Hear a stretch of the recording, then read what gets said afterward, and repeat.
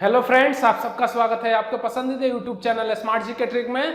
दोस्तों, मैं हूं शंकर शर्मा और यूट्यूब के इस राहत प्लेटफॉर्म स्मार्ट जीके ट्रिक पे आप सबका स्वागत करता हूं। तो दोस्तों, जैसा कि हमने पिछले वीडियो में जो है कि लाइन एंड एंगल बेस्ड जो क्वेश्चन कराए थे ज्योमेट्री में, उसके बाद से आगे बढ़ते हैं और आज जो है कि कंसेप्ट देखते हैं। जो हमारा ट्रायंगल आता है, त्रिभुज से रिलेटेड जितने कंसेप्ट हैं उन सारे कंसेप्ट को आज यहाँ पे समझने वाले हैं। और समझने के बाद से क्वेश्चन भी मैं कराऊंगा कि किस पेपर में किस तरीके का क्वेश्चन पूछा गया था। तो आइए सबसे पहले समझते हैं कि ट्रायंगल कंसेप्ट क्या है। कंसेप्ट को समझते हैं। तो कंसेप्ट, अगर पहले कंसेप्ट की अगर मैं बात करूं तो देखिए, ये हमारा क्या है, ये ट्रायंगल है। ट्रायंगल किसे कहते हैं? जो तीनों ओर से तीन भुजाओं के द्वारा घिरा हो उसे क्या बोलेंगे? ट्रायंगल बोलेंगे। हमने इस ट्रायंगल का नाम दिया, ये ए वर्टेक्स है और ये बी है। और किसी भी ट्रायंगल में तीन वर्टेक्स हो सकते हैं। क्या हो सकते हैं? तीन वर्टेक्स हो सकते हैं। वर्टेक्स का मतलब आप लोग जानते हैं क्या होता है? शीर्ष। तीन शीर्ष होते हैं, ठीक। और जो पॉइंट होती है ट्रायंगल में, क्या होती है? जो पॉइंट होती है उसको हमेशा किससे डिनोट करते हैं? कैपिटल लेटर से डिनोट करते हैं। जो पॉइंट होता है उसको हमेशा कैपिटल लेटर से ए बी सी। और मैं बात करूं कि किसी भी एंगल में तीन पॉइंट होते हैं, ठीक, और तीन भुजाएं होती हैं और तीन एंगल होता है। क्या होता है? देखिए, एक भुजा ये हो गई, एक भुजा ये हो गई, एक भुजा ये हो गई, तीन भुजाएं हो गई। एक ही एंगल ये हो गया, एक एंगल ये हो गया और एक एंगल ये हो गया, ठीक, समझ गए। और तीन पॉइंट हो गए, एक, दो और तीन। इसे क्या बोलेंगे? त्रिभुज बोलेंगे। और जो भुजाएं होती हैं उसको हमेशा स्मॉल से डिनोट करते हैं। जो हमारी भुजा होती है उसको क्या, किससे डिनोट करेंगे? हमेशा स्मॉल से डिनोट करेंगे, यानी ए बी सी, ठीक। चीजें क्लियर हो रही हैं? कोई दिक्कत किसी को नहीं होना चाहिए। अब देखिए कि मैं कहूं कि इस त्रिभुज का, आप सभी भी जानते हैं कि इस त्रिभुज के तीनों कोणों का योगफल जो होता है 180 डिग्री होता है। तो मैं कहूं कि ये कोण ए है और ये कोण क्या है? बी है और ये कोण क्या है? सी है।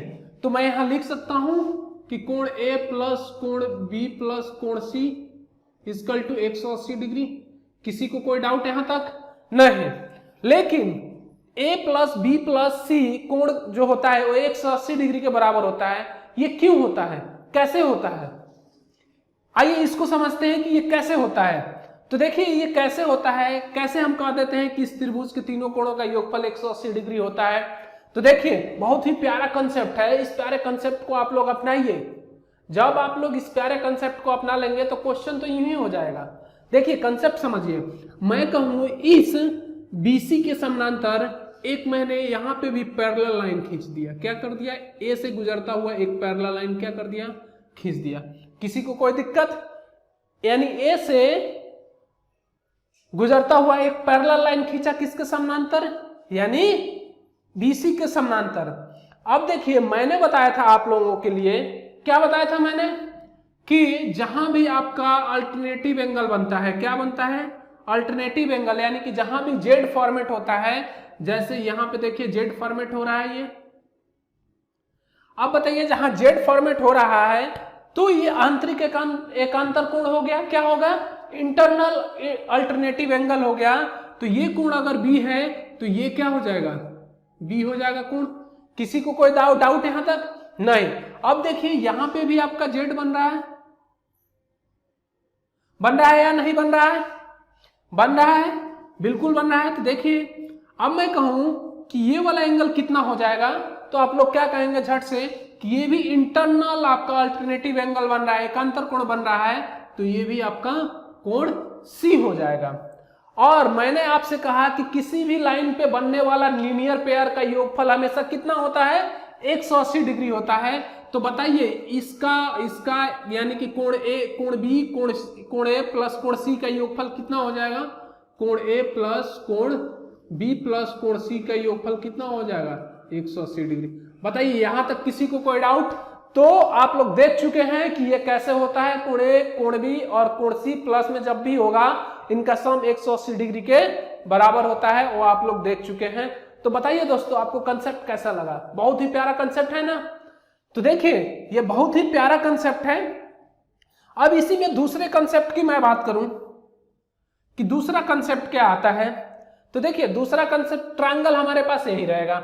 हमने कहा कि इसको हम मिटा दिए, क्या किए? इसको हम मिटा दिए, ठीक, इसको मिटा दिए हम,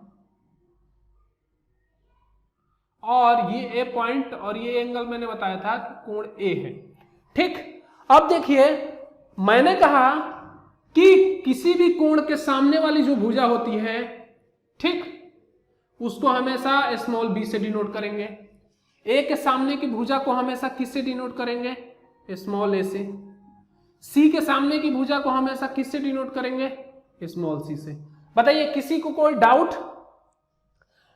अब मैं यहां पे एक ट्विस्ट देने वाला हूं आप लोगों के लिए, और उस ट्विस्ट पे जो है अगर मैं बात करूं तो क्वेश्चन भी पुटअप होता है। जैसे 2011 या 12 की मैं बात करूं तो सीजीएल के पेपर में जो है कि पूछ लिया था, उसके बाद से जो है कि मैं बात करूं कि जो एफसीआई का पेपर हुआ था उसमें भी पूछा गया था एक क्वेश्चन। तो देखिए क्या होता है, ट्रायंगल तभी बन सकता है, क्या होता है, ट्रायंगल तभी बन सकता है जब किसी दो भुजाओं का योगफल तीसरी भुजा से बड़ा हो। क्या हो? तीसरी भुजा से बड़ा हो। यानी कि मैं लिख सकता हूं कि या तो a प्लस बी का योगफल c से बड़ा हो, या c प्लस ए का योगफल b से बड़ा हो, ठीक, समझ रहे हैं, या b प्लस सी का योगफल किससे बड़ा हो? a से बड़ा हो, तभी ट्रायंगल का निर्माण होगा, ठीक। तो दूसरे कंसेप्ट की अगर मैं बात करूं यहां पे, तो दूसरे कंसेप्ट में देखिए a प्लस बी हमेशा बड़ा होगा किससे? a प्लस बी है तो c से बड़ा होगा, ठीक। अब मैं कहूं कि b प्लस सी है तो किससे बड़ा होगा? b प्लस सी a से हमेशा बड़ा होगा। अब मैं कहूं तीसरे में कि आपका c प्लस a, क्या c प्लस a हमेशा किससे बड़ा होना चाहिए? b से बड़ा होना चाहिए, तभी ट्रायंगल का निर्माण होगा। दूसरा क्या है इसी में कंडीशन? अब देखिए या तो दो भुजाओं का अंतर, अगर मैं बात करूं कि दो भुजाओं का अंतर किससे? तीसरी भुजा से छोटी होनी चाहिए, तब ट्रायंगल का निर्माण होगा, ठीक। तो मैं कहूं कि a माइनस बी किससे लेस देन होगा? आपका c से, तब ट्रायंगल का निर्माण होगा। या c माइनस ए लेस देन होगा किससे? b से, तब ट्रायंगल का निर्माण होगा। b प्लस सी की अगर मैं बात करूं, b माइनस सी की अगर मैं बात करूं तो ये लेस देन होना चाहिए a से, तब ट्रायंगल का निर्माण होगा। तो देखिए मैं कहूं कि a माइनस बी क्या होना चाहिए? लेस देन होना चाहिए किससे? c से।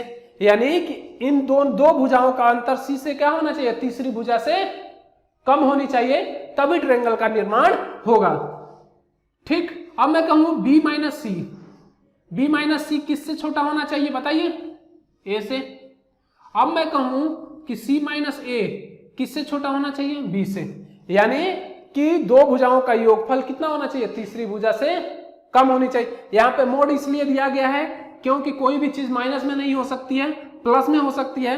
क्योंकि अगर मैंने ए को छोटा रख दिया और बी को क्या रख दिया? बड़ा रख दिया, तो यहाँ पे माइनस चिन्ह आ जाएगा। इसलिए मोड दिया हूं कि मोड से कोई भी चीज बाहर निकलता है तो क्या होता है? पॉजिटिव होता है, इसलिए यहाँ पे मोड दिया गया है, ठीक। कोई दिक्कत यहां तक किसी को समझने में? नहीं।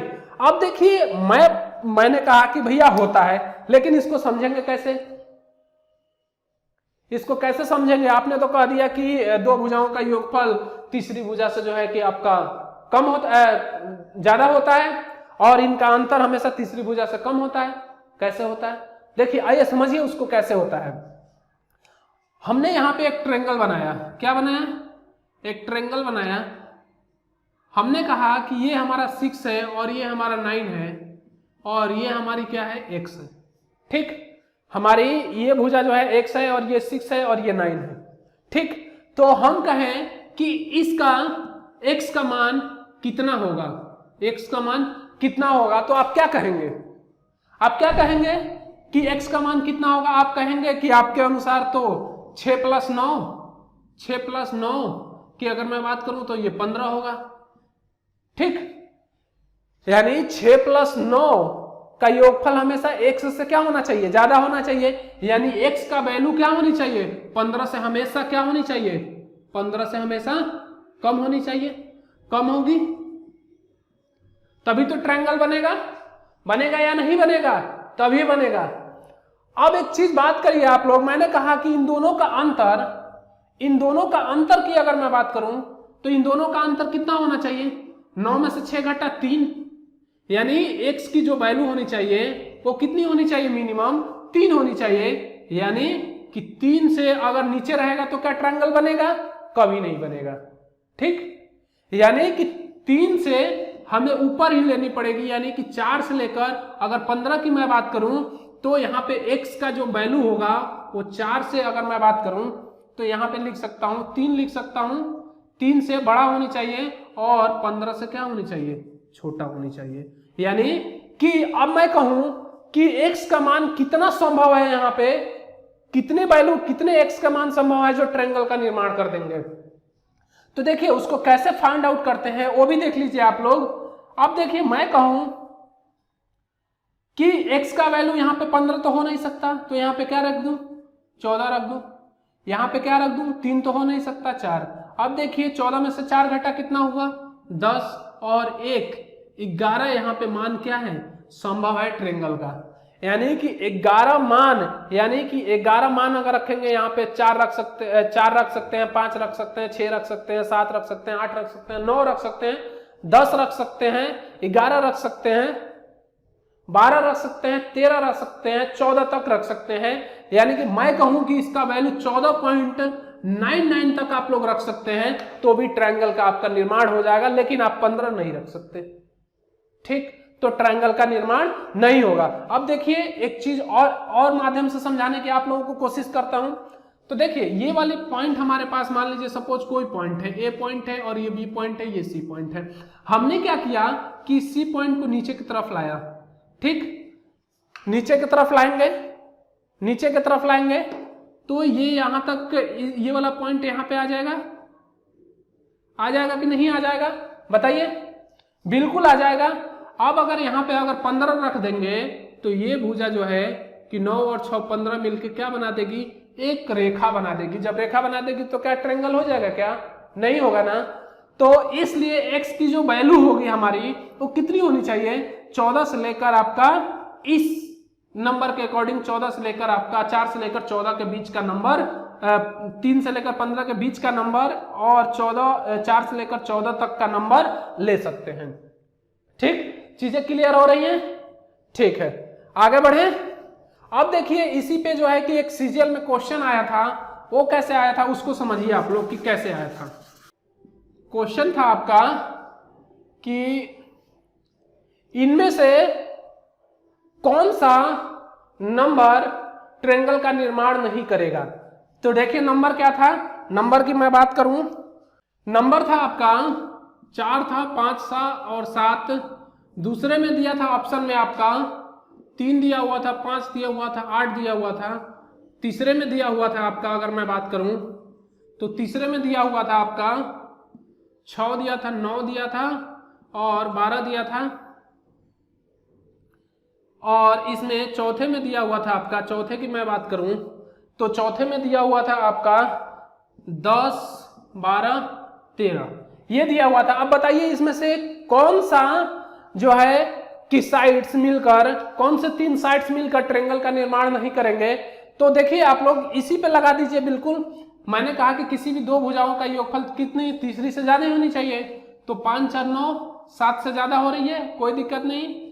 और 7, 4, 11, 5 से ज्यादा हो रही है, 7, 5, 12, 4 से ज्यादा हो रही है। बिल्कुल ये ट्रायंगल का निर्माण करेगा। अंतर देख लीजिए, अंतर क्या होना चाहिए, 5 में से 4 घटा 1, 7 से क्या होना चाहिए, कम है, यानी तीसरी भुजा से कम है, सही है। ठीक, अब कोई सा भी कर लीजिए। देखिए जैसे 4 है,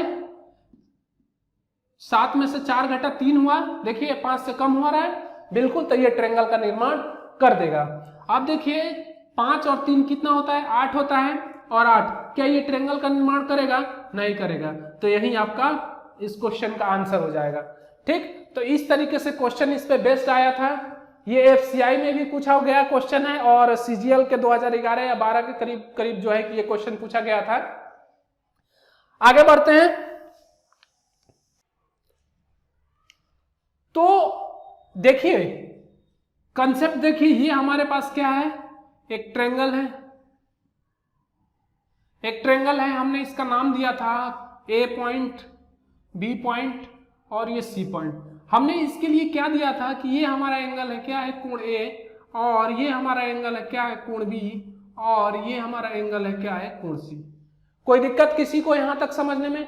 अब मैंने कहा कि BC भुजा को हमने क्या किया, एक्सटेंड कर दिया। क्या किया, एक्सटेंड कर दिया। जब हमने इसको एक्सटेंड कर दिया तो हमने इसका नाम दे दिया आपका D पॉइंट। ठीक, हमने कहा कि ये वाला एंगल जो है कि आपका कोण जो है कि D हो गया, हमने इसको कोण D नाम दे दिया। ठीक, कोण D नाम दे दिया। ठीक है, कोई दिक्कत? इस कोण को हम क्या बोलते हैं बताइए आप लोग? एक्सटर्नल एंगल बोलते हैं, बाह्य कोण बोलते हैं।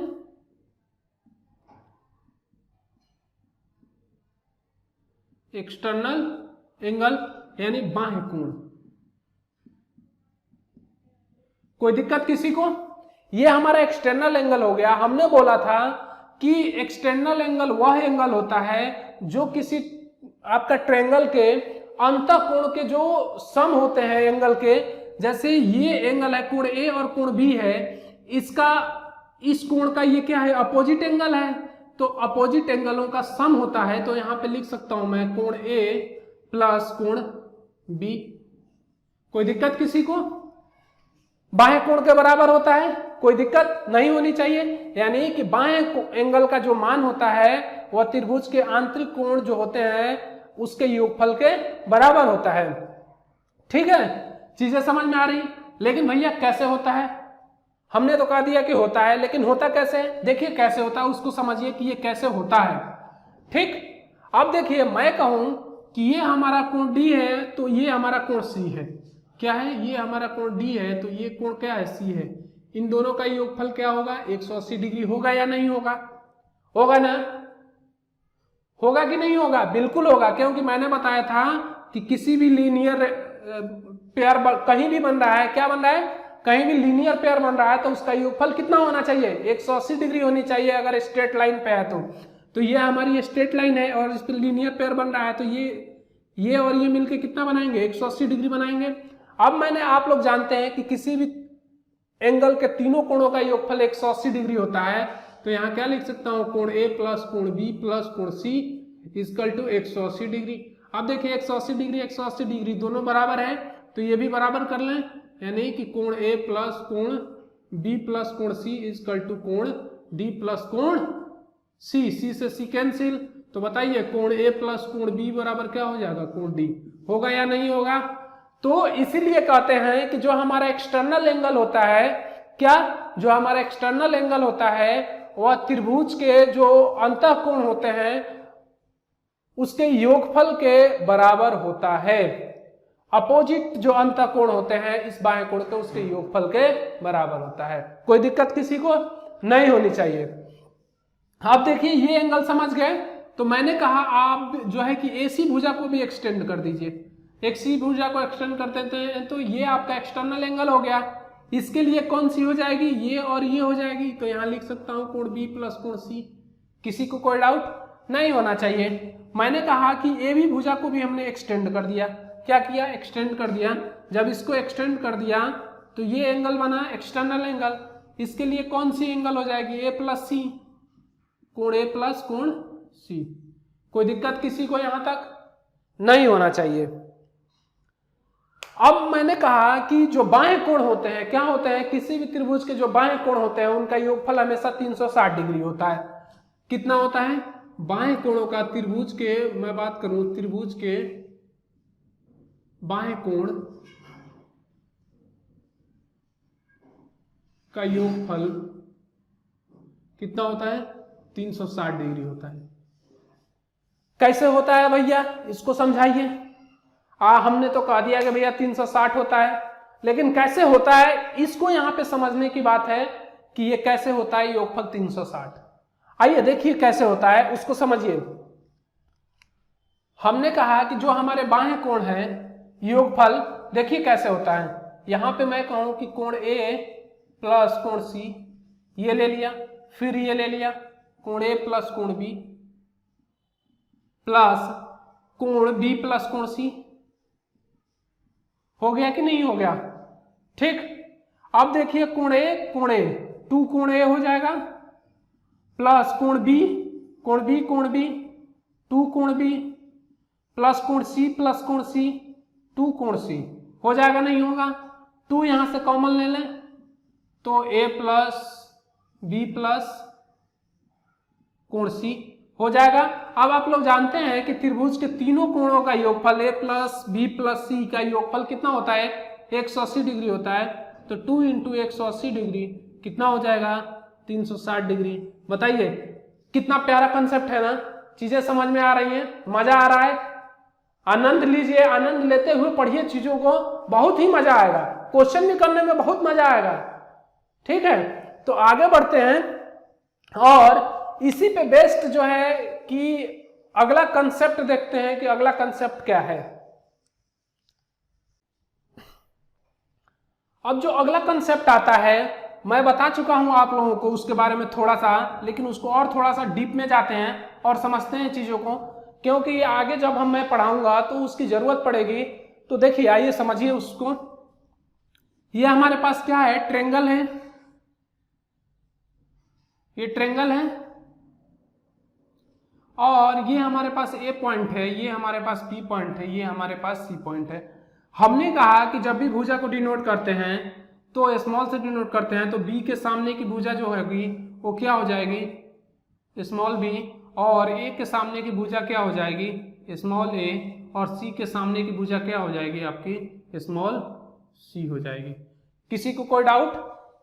ठीक, अब देखिए कि जो ऑर्डर ऑफ आपका भुजा होती है वो कैसे होती है, यानी ऑर्डर ऑफ साइड्स।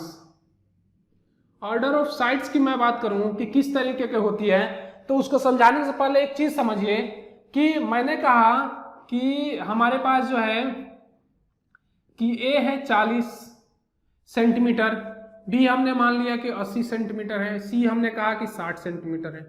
ठीक, तो जो ऑर्डर होगा, ऑर्डर ऑफ साइड्स होगा, वो किस प्रकार से हम लेते हैं? तो सबसे पहले क्या लेते हैं? जो हमारे पास सबसे बड़ी भुजा होती है उसको हम सबसे पहले लिखते हैं, तो यानी कि बी हमारे पास हो गया सबसे बड़ी भुजा। उसके बाद से क्या लिखेंगे? इन दोनों में देखेंगे कौन सी बड़ी है, तो हमारे पास कौन सी बड़ी हो जाएगी? सी हो जाएगी, और तीसरा जो बच जाएगा आपका क्या बच जाएगा? ए बच जाएगा। किसी को कोई डाउट इसमें नहीं होनी चाहिए। जो ऑर्डर ऑफ साइड्स लिखते हैं हम, जो बनाते हैं वो इस तरीके से बनाते हैं। अब देखिए इसी में आता है हमारा एक साइन रूल। क्या आता है? Sine rule. साइन रूल को समझना है। साइन रूल को देखिए समझने के लिए जो है कि यहाँ पे मैं नॉर्मली बता दे रहा हूं, लेकिन जब इसकी जरूरत पड़ेगी तो मैं वहां पे पूरी तरीके से इसको कराऊंगा अच्छी से। तो यहाँ पे केवल जान लीजिए आप लोग, देखिए ए अपॉन होता है साइन ए। ठीक, कोई दिक्कत किसी को नहीं होना चाहिए। बी की मैं बात करूं तो बी अपॉन होता है साइन बी, सी अपॉन होता है साइन सी। ठीक, इक्वल टू अगर मैं बात करूं तो ये आपका होता है 2r। ठीक, ये 2r होता है। ये क्यों होता है ये मैं आप लोगों को बताऊंगा। ठीक, कि 2r होता है। अब देखिए कि r यहां पे क्या है? आपका एक कांस्टेंट नंबर है। क्या है? इंटीजर्स है, पूर्णांक है। इसको मैं कह सकता हूं कि ये एक पूर्णांक के फॉर्म में है। ठीक है, इंटीजर्स है और ये r एक पूर्णांक नंबर है। अब देखिए कि कोई भी एक कांस्टेंट ले लूं या r ले लूं या k ले लूं, कोई भी ले लूं, तो मैं यहां पे लिख सकता हूं कि a upon sine A equal to क्या? k ले लूं कांस्टेंट, तो a इक्वल टू क्या हो जाएगा? k साइन ए हो जाएगा। किसी को कोई दिक्कत नहीं होनी चाहिए। अगर b की मैं बात करूं तो b इक्वल टू क्या हो जाएगा? k साइन b हो जाएगा। c इक्वल टू क्या हो जाएगा? k साइन c हो जाएगा। किसी को कोई दिक्कत यहां तक नहीं होना चाहिए, हमारे हिसाब से बिल्कुल नहीं होना चाहिए।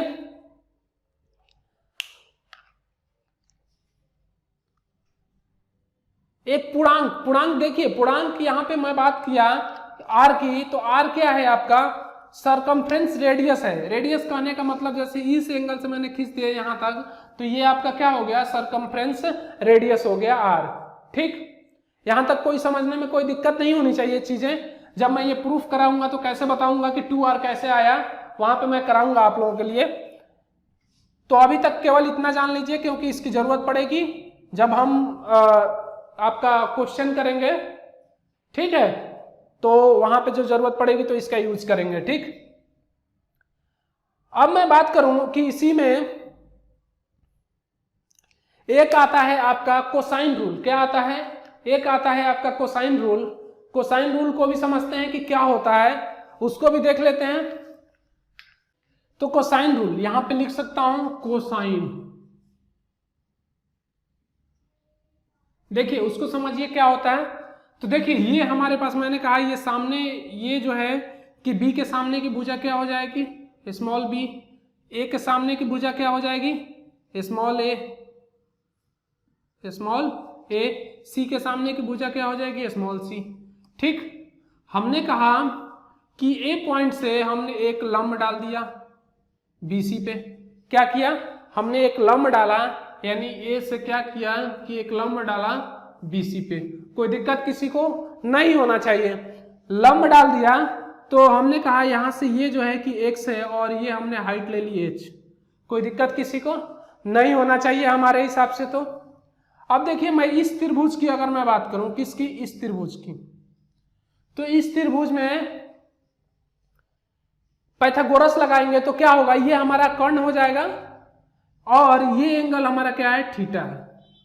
ठीक, मान लीजिए कि ये एंगल हमारा थीटा है, ये कर्ण क्या हो जाएगा? कर्ण हो जाएगा आपका सी स्क्वायर और इसका स्क्वायर इसके बराबर होता है तो x square plus H square. कोई दिक्कत किसी को नहीं होना चाहिए, कोई दिक्कत है किसी को नहीं होना चाहिए। अब मैं कहूं कि इस एच स्क्वायर को फाइंड करिए तो आप क्या करेंगे? एच स्क्वायर इजकल टू क्या करेंगे? देखिए अगर इसको ले आएंगे तो माइनस में होगा और ये इधर जाएगा तो माइनस में, तो इसको पहले लिख दूं सी स्क्वायर माइनस एक्स स्क्वायर। किसी को कोई डाउट नहीं होना चाहिए, यहां तक तो कोई डाउट नहीं होना चाहिए।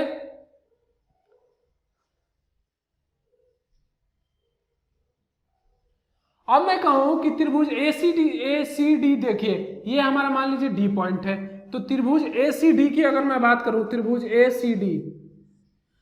एसीडी की अगर मैं बात करूं तो इसमें क्या लिख सकते हैं कि आपका बी स्क्वायर बराबर क्या हो जाएगा बताइए आप लोग। अगर मैं इसकी बात करूं, किसकी? इस वाले भुजा की, तो ये क्या हो जाएगा? ए माइनस एक्स हो जाएगा। होगा या नहीं होगा? अब इसलिए हो जाएगा क्योंकि यहां से यहां तक ये एक्स है और ये पूरा ए है, तो ए में से इसको घटा देंगे तो ये फाइंड आउट हो जाएगा, बिल्कुल हो जाएगा। तो ए माइनस एक्स लिख सकता हूं इसको, कोई दिक्कत नहीं। अब त्रिभुज ए सी डी की मैं बात करूं तो यहां पे लिख सकता हूं बी स्क्वायर बराबर एच स्क्वायर प्लस ए माइनस एक्स का होल स्क्वायर। लिख सकता हूं या नहीं लिख सकता हूं?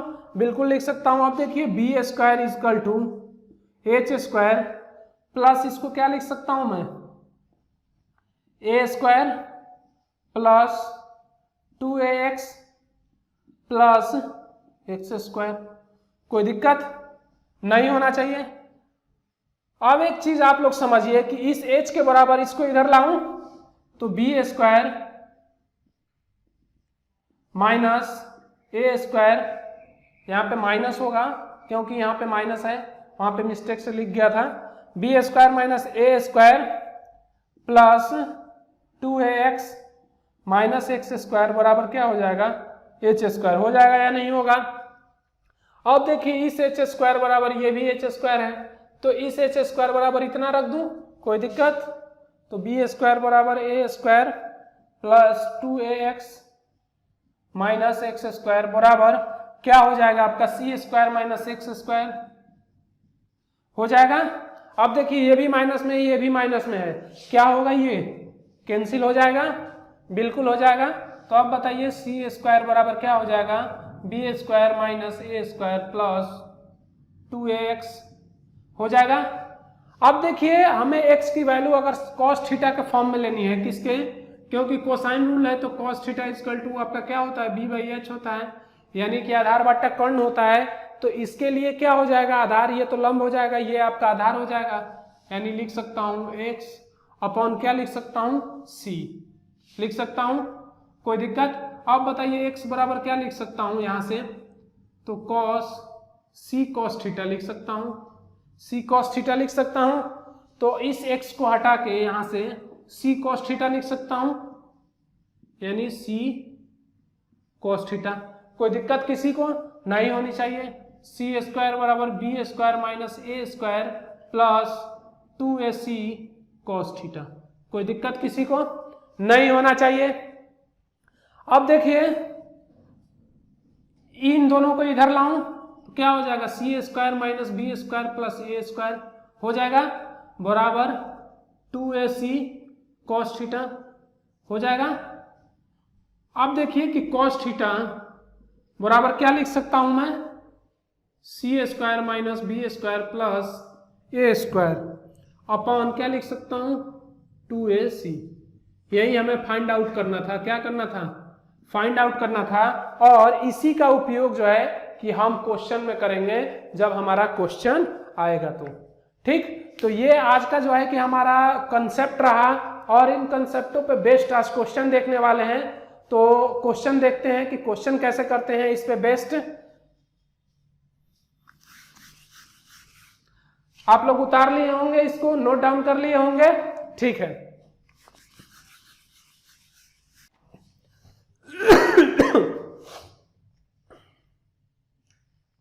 तो देखिए क्वेश्चन कैसे बनता है। क्वेश्चन बनता है हमारे पास त्रिभुज ABC है, क्या है, त्रिभुज ABC है जिसमें दिया हुआ है A ratio P ratio C आपका दिया हुआ है, 2 दिया हुआ है, 3 दिया हुआ है और 4 रेशियो दिया हुआ है। क्या दिया हुआ है, इतना रेशियो दिया हुआ है। तो पूछा है आपका कि कोण A माइनस कोण C कितना होगा, इन दोनों एंगलों का अंतर कितना होगा। तो कैसे फाइंड आउट करेंगे आप लोग कि त्रिभुज ABC में अगर रेशियो दे दिया हुआ है तो एंगल फाइंड करके जो है कि उनका डिफरेंस निकाल लेना है। तो कैसे निकालेंगे आप लोग, देखिए ये हमारे पास क्या है, त्रिभुज ABC है, ठीक, क्या है, त्रिभुज ABC है। तो अगर मैं बात करूं कि A के सामने ये B होगा और A के सामने ये क्या होगा, A, और C के सामने ये C। देखिए इसके रेशियो की मैं बात करूं तो इसके रेशियो में सबसे बड़ा क्या है, 4 है। तो ये जो भुजा हो जाएगी हमारी क्या हो जाएगी, 4 हो जाएगी। उसके बाद से 3 है, कौन सा 3 है, B है, तो ये 3 हो जाएगी। और A कितना हो जाएगा हमारा, आपका 2 हो जाएगा। तो ये रेशियो बना आपका, ठीक, यहाँ पे 3 लिख दूं। तो देखिए आप लोग जानते हैं कि त्रिभुज के तीनों कोणों का योगफल कितना होता है, 180 डिग्री होता है। तो मैं कहूँ ये x के फॉर्म में ले लूं, कोई दिक्कत किसी को नहीं होना चाहिए। यानी कि 4 3 7 2 9 x हो जाएगा इक्वल टू कितना, 180 डिग्री। तो 9 से 20 बार में, यानी x इक्वल टू क्या हो जाएगा, 20 डिग्री। अब देखिए कि जब आपका x 20 डिग्री आ गया तो ये कितना हो जाएगा, बताइए आप लोग, हमें इसके सामने का एंगल कितना हो जाएगा, यानी कि 2 है, 40 डिग्री ये हो गया। और B इसके सामने का एंगल कितना हो जाएगा, 60 डिग्री, कोई दिक्कत। और इसके सामने का एंगल ये कितना हो जाएगा, 80 डिग्री। अब पूछा है कि कोण A माइनस कोण C क्या है, कोण A माइनस कोण C, इसको मोड में डाल लीजिए, ठीक, क्योंकि माइनस आ जाएगा तो ये मोड में डाल लेंगे तो सही रहेगा, माइनस में नहीं आएगा। तो 40 माइनस कितना हो जाएगा, 80, ये मोड, तो माइनस ये हो जाएगा 40, तो ये हो जाएगा आपका 40 डिग्री, ठीक। इसको उल्टा भी कर सकता हूं मैं, कोई दिक्कत नहीं है, कोण C माइनस कोण A कर सकता हूं, कोई दिक्कत नहीं होगी। जब भी क्वेश्चन ऐसे देगा तो मोड में देगा और ऐसे देगा तो सिंपली दे देगा, ठीक है। तो इस तरीके से क्वेश्चन पूछा जाता है आपका। अगले क्वेश्चन की मैं बात करूं कि जो अगला क्वेश्चन आता है वो क्या आता है, अगला क्वेश्चन कि कौन सा जो है कि साइड्स मिला के आपके ट्रायंगल बनाएंगे। तो यहाँ पे 3 साइडें दी हुई हैं। पहले में दिया हुआ है आपका 6 दिया हुआ है, 9 दिया हुआ है, 15 दिया हुआ है। दूसरे की मैं बात करूं तो 6 दिया है, 9 दिया है, 12 दिया है। तीसरे की मैं बात करूं तो 3 दिया है, 3 दिया है और 7 दिया है। और चौथे की मैं बात करूं तो 1 2 और आपका 3 दिया हुआ है। अब बताइए कि इन तीनों साइडों में से 4 ऑप्शंस में से कौन सा ऐसा जो है कि ऑप्शन है जो ट्रायंगल का निर्माण करेगा। तो देखिए कौन सा ट्रायंगल का निर्माण करेगा। आप लोग देखिए कि 9 6 15, क्या ये ट्रायंगल का निर्माण करेगा? नहीं करेगा। मैंने बताया था कि a प्लस बी क्या होनी चाहिए, तीसरी भुजा से ज्यादा होनी चाहिए, या a माइनस बी आपकी तीसरी भुजा से क्या होनी चाहिए? कम होनी चाहिए। तो 9 6 15 कभी नहीं बनाएगा। अब देखिए 9 6 15 ज्यादा हो रहा है इससे, तीसरी भुजा से, ठीक। अब देखिए कि 9 में से 6 घटेगा तो 3 आएगा, तीसरी भुजा ज्यादा हो गई, तीसरी भुजा से ये कम हो गया, तो ये ट्रायंगल का निर्माण ऑब्वियसली कर लेगा। तो यही आपका बी आंसर बिल्कुल सही हो जाएगा। अब देखिए इसका 3 3 6 1 7 ज्यादा हो रहा है, नहीं करेगा। 2 1 3 कभी नहीं करेगा। तो इस तरीके से आप लोग निकाल सकते हैं कि जो ट्रायंगल का निर्माण करेंगे साइड से मिलकर, वह या तो आपका 2 भुजाओं का योगफल तीसरी से ज्यादा होनी चाहिए, या 2 भुजाओं का अंतर तीसरी से कम होनी चाहिए, ठीक। दोनों अगर रूल ये फॉलो करता है तो आपका ट्रायंगल बनाया जा सकता है, अदरवाइज आपका ट्रायंगल नहीं बनाया जा सकता है, ठीक। अगला क्वेश्चन देखते हैं। अगला क्वेश्चन दिया हुआ है आपका,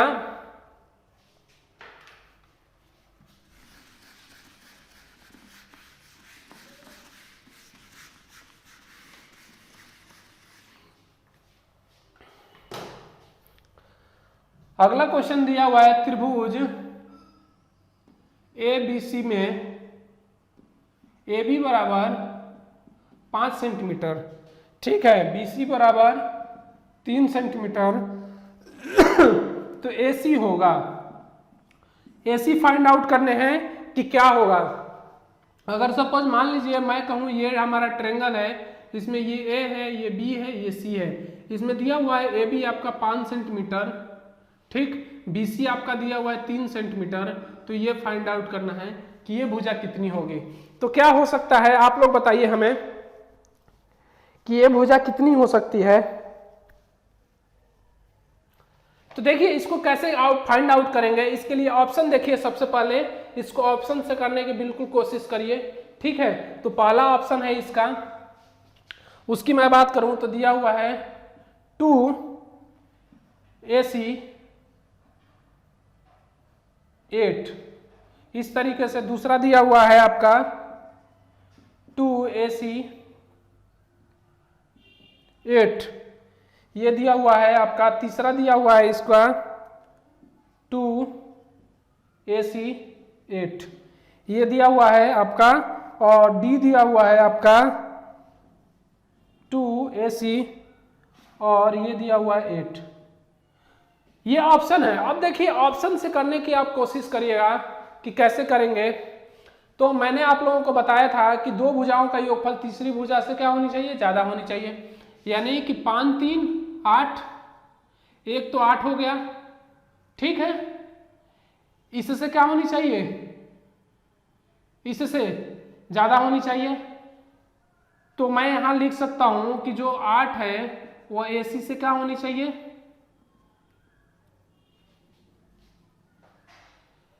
कम होनी चाहिए। यानी कहने का मतलब कि 5 3 8, 2 भुजाओं का योगफल इससे ज्यादा हो जानी चाहिए, ठीक है। तो ऑब्वियसली ज्यादा है, देखिए इसकी ज्यादा है। इन दोनों का अंतर देखिए 2 है, तो 2AC और ये 8 आया कि नहीं आया। अब देखिए 2 की मैं बात करूं तो 2 और AC और ये 8, अब देखिए 2 से AC क्या हो रहा है? ज्यादा हो रहा है, बिल्कुल ज्यादा हो रहा है, बिल्कुल ज्यादा हो रहा है। और AC का वैल्यू कितना? 8 से कम हो रहा है। यानी कि आपका जो होगा, इसकी जो वैल्यू होगी वो बताइए आपकी 3 से लेकर 7 के बीच में होगी, ठीक। 3 से लेकर जब 7 के बीच में होगी तो 7 में से 3 घटा 4 और 5। अब मैं पूछूं कि इस ट्रायंगल के लिए AC का मान कितना संभव है, तो आप लोग कहेंगे कि जो है कि 5 इसका मान जो है कि संभव है। 5 मान रख सकते हैं, 3 के बाद से 4 रख सकते हैं, 5 रख सकते हैं, 6 रख सकते हैं, और एक आपका जो है कि 7 रख सकते हैं और एक लास्ट आपका 8 रख सकते हैं। ये एक मिल के बना देंगे ट्रायंगल और बाकी आपका 4 कितने हो गए 5 हो गए। यानी कि AC का वैल्यू 5 तरीके से यहाँ पे पुट कर सकते हैं, लेकिन हमें ऑप्शन से अकॉर्डिंग चलना है। तो देखिए यहाँ पे ये दिया हुआ है C ऑप्शन, तो यहाँ पे C राइट आंसर हो जाएगा। ठीक, फॉलो कर गया। दोनों का योगफल किससे ज्यादा होनी चाहिए 8 से, और दोनों का अंतर तीसरी भुजा से कम होनी चाहिए। ठीक, ये कभी बराबर हो नहीं सकता, ये हो नहीं सकता, ये भी नहीं हो सकता है, ये भी नहीं हो सकता है, तो बचा यही नियम है। ठीक है, बताइए चीजें समझ में आ रही हैं आप लोगों को। ये क्वेश्चन जो है आपके CGL प्रीलिम्स में पूछा गया है 2012 में। ठीक है, तो इसको भी आप लोग देखते रहिए और इसका पूरा लुत्फ उठाइए। और मैं यही कहूंगा कि आप लोग अगर वीडियो देख रहे हैं तो वीडियो को पूरा देखें, स्किप करके ना देखें, वरना आपको एक भी कंसेप्ट समझ में नहीं आने वाला है और आप लोग गलत करके आ जाएंगे। ठीक है,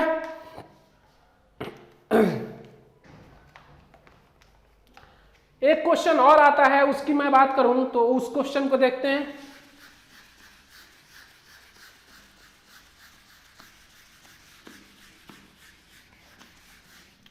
क्या है क्वेश्चन, हमारे पास एक ट्रायंगल है, ये है A, ये है B और ये C है। इसमें एक पॉइंट दे रखा है यहाँ पे D पॉइंट मान लीजिए दिया हुआ है और इसका जो डिस्टेंस है वो दिया हुआ है 3। ठीक है, 3 दिया हुआ है और ये दिया हुआ है 5 और ये दिया हुआ है 12। तो BD का वैल्यू पूछा है कि BD का वैल्यू क्या होगा। कैसे फाइंड आउट करेंगे कि BD का वैल्यू क्या होगा, आप लोग बताइए हमें कि BD का वैल्यू क्या होगा। इसके लिए अगर मैं बात करूं तो एक चीज आप लोग देखिए, मैं बताता हूं आप लोगों के लिए एक चीज। देखिए मैंने कहा कि 2 भुजाओं का योगफल तीसरी भुजा से ज्यादा होनी चाहिए। तो देखिए ये कितना हो गया आपका, ये कितना हो जाएगा 17, इधर लिख दूं कोई दिक्कत। अब मैंने कहा कि 2 भुजाओं का अंतर तीसरी भुजा से क्या होना चाहिए, कम होना चाहिए। तो देखिए 12 में से 5 घटेगा 7 होगा। ये दिया हुआ है 3 आपका, तो 3 यहां से लेस कर देंगे तो बताइए कितना हो जाएगा, ये हो जाएगा 4 और ये हो जाएगा आपका 14। हो जाएगा नहीं हो जाएगा, हो जाएगा ना, बिल्कुल हो जाएगा।